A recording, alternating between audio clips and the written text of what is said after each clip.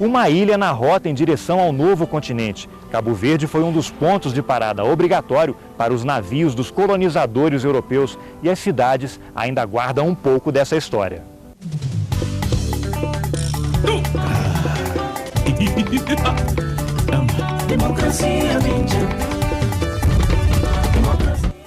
A colonização portuguesa na África começou por este pequeno conjunto de ruas em Santiago, a principal ilha do arquipélago de Cabo Verde.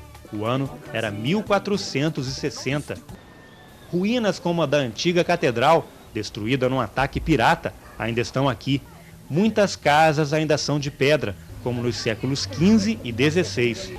Na igreja Nossa Senhora do Rosário, construída em 1495, os navegadores portugueses vinham pedir proteção antes de seguir viagem.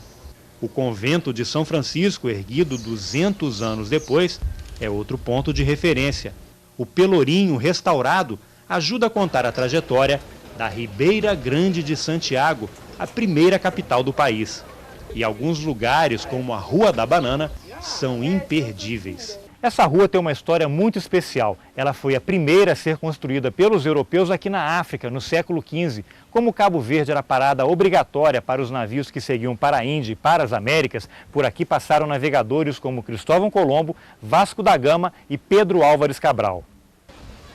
Mas não foram só os grandes navegadores. Na rota da escravidão que levava ao Brasil, Cabo Verde foi um ponto estratégico. Mas também há um outro fato importante de sublinhar, que é a questão de Cabo Verde, de Ribeira Grande, funcionar durante 3 séculos como um interposto de comércio de escravo. Ou seja, o escravo que parava aqui na Ribeira Grande tinha um preço diferente do escravo que saía diretamente da África para as outras paragens. Essa diferença era por causa da ladinização, quer dizer, muitos dos escravos que saíam daqui haviam sido catequizados e batizados. Alguns até conheciam pequenos e simples afazeres domésticos, diferenças cruciais na hora de servirem aos senhores que iriam recebê-los. Tanto o movimento no entreposto comercial de Cabo Verde despertou a cobiça de outras nações imperialistas e acabou sendo decisivo para o futuro do país. A Fortaleza de São Felipe foi construída em 1587 para proteger Cabo Verde dos ataques de piratas como o inglês Francis Drake, mas os ataques continuaram. Em 1858, o rei de Portugal decidiu transferir a capital para a cidade da Praia, um lugar mais alto e mais fácil de ser defendido. Com a mudança, Ribeira Grande de Santiago passou a ser conhecida pelo nome de Cidade Velha. Perdeu o título de capital, mas não o prestígio. Acabou de ser classificada como Patrimônio da Humanidade pela Unesco. E aqui, bem em frente ao mar, este grupo de batuque faz uma homenagem à cidade em que tudo começou.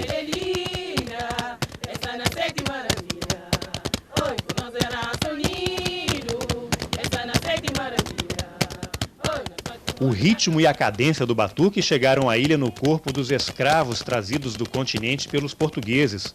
O começo foi aqui na Cidade Velha, mas logo se espalhou por todo o arquipélago, como Tarrafal, uma cidade no norte da ilha de Santiago. O caminho até lá é belíssimo e a geografia da ilha de Santiago é de tirar o fôlego. Dá só uma olhada nessa rua. As pessoas parecem caminhar entre as nuvens.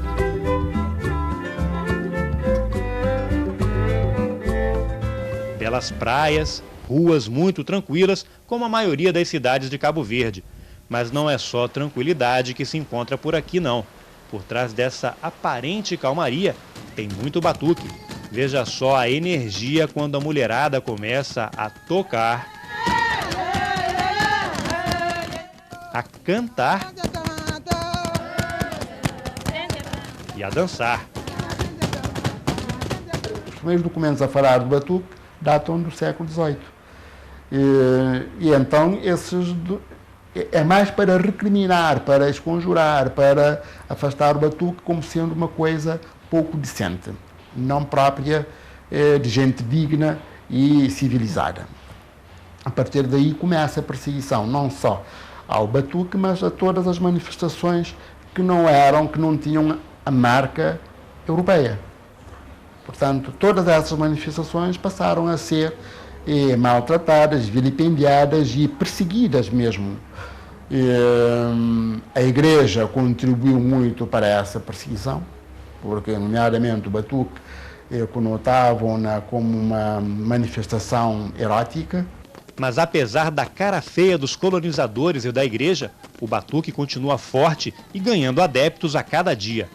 Cláudia, de 15 anos, é a mais nova integrante do grupo Raiz de Tarrafe. Ela se realiza quando está numa roda de batuque. E o que você sente quando dança? Deixa-me feliz.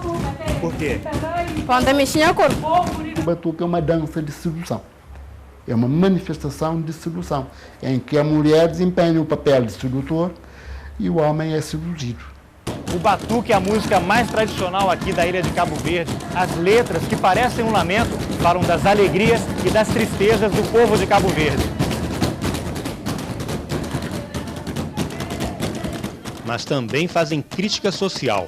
A letra fala-se em vários, na luta contra a droga, contra álcool, contra a sida, na formação das mulheres, na luta contra a pobreza.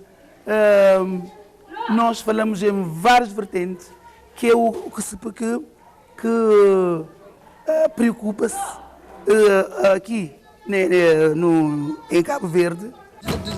E para mostrar que o batuque só faz bem, nada melhor do que ouvir a opinião de quem entende do assunto. Dá só uma olhada na Elisa. Ela é batucadeira desde criança. Hoje, aos 67 anos, é a veterana do grupo e a prova de que o batuque não tem idade. Batuque significa nossa alma, nosso corpo, nossa raiz contente. Então está doente na cama que levanta cada batuque não é alegre.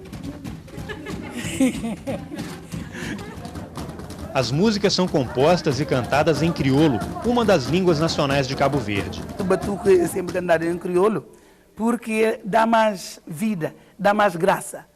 O crioulo foi criado pelos escravos trazidos do continente para povoar e trabalhar no arquipélago. O escravo precisava fazer-se entender pelo dono. Então, naturalmente, tentava imitar, com palavras-chave que, por exemplo, se eu tivesse fome, eu diria comida, por exemplo. Não precisava ter, eu estou com fome, porque não era possível. Dessa forma, apropriando-se de palavras-chave, foi-se criando até, com o tempo, tornar-se uma língua que hoje é uma língua com uma maleabilidade extraordinária.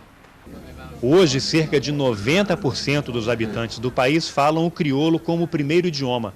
É o caso do poeta cabo-verdiano Armênio Vieira, último vencedor do Prêmio Camões, considerado o principal prêmio literário da língua portuguesa. Na escola, com 10 anos, não sabia contar uma nota em português. Era só crioulo. Você pensa em português ou pensa em crioulo? Penso nas duas línguas. Para mim é indiferente. E sonho também nas duas línguas.